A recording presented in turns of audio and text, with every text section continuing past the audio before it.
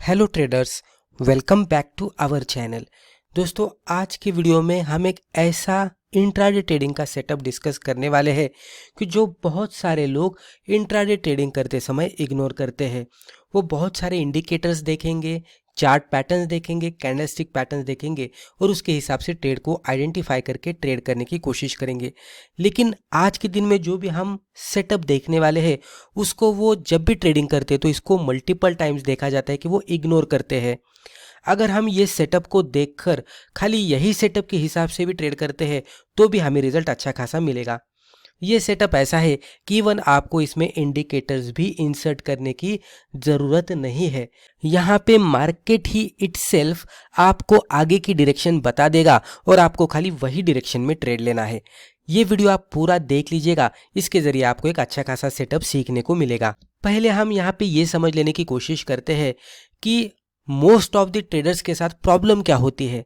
वो इंट्राडे में ट्रेड करते समय मैक्सिमम टाइम पे लॉस क्यों बुक करते हैं, वो पहले हम यहाँ पे समझ लेने की कोशिश करते हैं और फिर धीरे धीरे हमारी स्ट्रैटेजी के तरफ बढ़ते हैं। ये आपको समझना चाहिए, अगर आप इंट्राडे में ट्रेडिंग करते समय लॉस कर रहे हैं तो इससे आपको बचना है। Many traders lose money because they enter too early. अभी कभी कभी क्या होता है कि आपका एक सेटअप रहता है, सेटअप के हिसाब से आपको पोजीशन बनानी होती है, तो रनिंग मार्केट में लगता है कि ये सेटअप पूरा हो जाएगा और हम इसमें एंट्री करेंगे। लेकिन सेटअप पूरा होते होते ऐसा लगने लगता है कि ये सेटअप पूरा हो जाएगा तो स्टॉक और भी ज़्यादा मूवमेंट दिखाएगा, हमारे हिसाब से ये मिस आउट हो सकता है, तो अर्ली एंट्री ले लेते हैं। तो ब्रेकआउट के पहले ही वो एंट्री लेते हैं और उसमें फंस जाते हैं। जैसे जैसे कैंडल क्लोज होने को आती है वैसे वैसे वो ब्रेकआउट नहीं देती, पूरी तरह से अदर डायरेक्शन में जाकर क्लोज आउट देती है और फिर हमें समझ में आता है कि ब्रेकआउट तो क्लोजिंग बेसिस पे नहीं हुआ और हमने अर्ली एंट्री कर ली। उसके वजह से हम ये पर्टिकुलर ट्रेड में ट्रैप हो गए और उसके बाद इमीडिएटली ही कुछ ही समय में आपका स्टॉप लॉस भी वो ट्रेड हिट करके ही एग्जिट करने वाला है। तो उसके वजह से हमें प्रेडिक्ट नहीं करना चाहिए, राइट। ब्रेकआउट को पहले कंप्लीट होने देना है क्लोजिंग बेसिस पे। जनरली वो क्या करते हैं कि वो सोचते हैं कि उन्हें लग रहा है कि स्टॉक ऊपर जाएगा तो उसमें पोजीशन बनाते हैं, वो सोचते हैं कि स्टॉक नीचे जाएगा तो वो सोचकर वो सेल करते हैं। लेकिन मार्केट में हमारे थिंकिंग के हिसाब से मूवमेंट नहीं आती और उसके वजह से हमें लॉस होता है। तो उसके वजह से हमें क्या करना चाहिए, ये इस तरह की सिचुएशंस को अवॉइड करने के लिए हमें डेफिनेटली प्रेडिक्ट नहीं करना चाहिए कि स्टॉक कहाँ पे जाने वाला है। हमें क्या करना चाहिए, मार्केट को पहले एग्जीक्यूट होने देना है। मार्केट को पहले हमें समझना है कि मार्केट कौन सी डायरेक्शन में जा रहा है, तो मार्केट क्या बता रहा है वो पहले हमें देखना है और उसके बाद हम मार्केट के डायरेक्शन में जाएंगे। यानी कि ब्रेकआउट होगा इस तरह से पहले ही इमेजिन करते हुए पोजीशन नहीं बनाना है।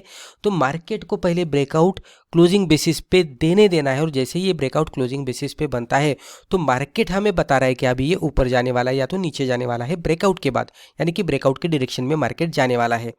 तो उसके बाद हम क्या करेंगे, मार्केट ने जो भी डायरेक्शन बताई है वो डायरेक्शन में ट्रेड लेंगे।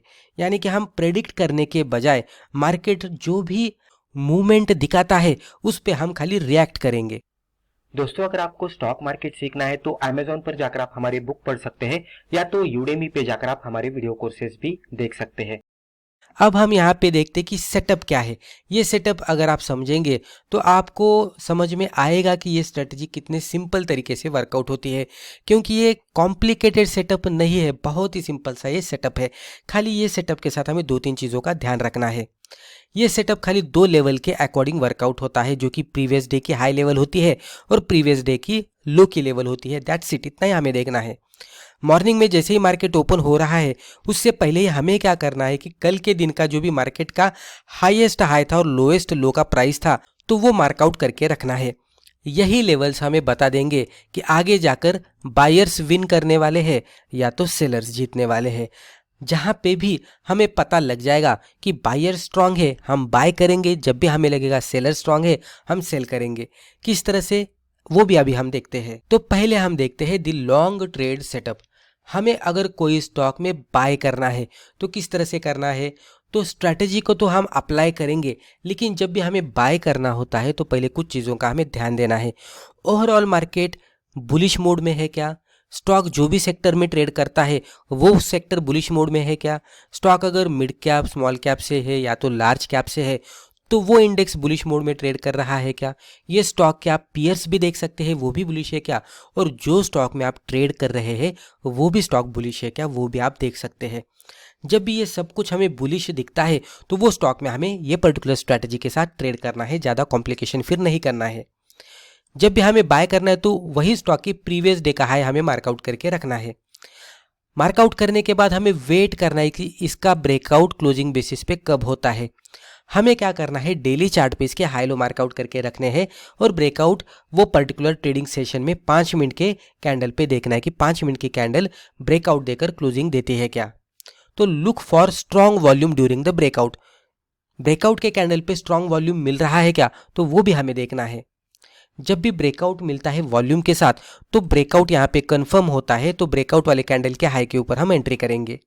स्टॉप लॉस वही कैंडल के लो के नीचे या तो रिसेंट स्विंग लो के नीचे लगाएंगे और टारगेट हमारा 1:2 के रिस्क रिवॉर्ड रेशियो के हिसाब से रहेगा। अब हम देखते हैं शॉर्ट ट्रेड सेटअप। अगर हमें इंट्राडे में सेल करना है तो जो भी हमने अभी देखा बुलिश साइड में, तो वो सब कुछ इंडेक्स, मार्केट, स्टॉक, पियर स्टॉक, ये सब कुछ बेरिश मोड में दिख रहा है क्या, वो देखना है।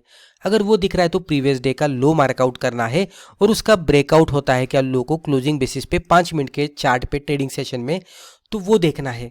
जब भी ब्रेक डाउन होगा क्लोजिंग बेसिस पे तो वो वॉल्यूम के साथ हो रहा है क्या, वॉल्यूम में बढ़ोतरी होती हुई दिख रही है क्या, तो वो भी देखना है। जब भी इसका कंफर्मेशन मिलेगा तो हम कैंडल के लो के नीचे एंट्री करेंगे, फिर वही कैंडल के हाई के ऊपर या तो स्विंग हाई के ऊपर स्टॉप लॉस लगाएंगे और 1:2 का रिस्क रिवॉर्ड रेशियो कंसीडर करते हुए हम यहाँ पे टारगेट रखेंगे। तो अब आप यहाँ पे देख सकते हैं हमने एग्जांपल लिया है, ये है बाय साइड का एग्जांपल।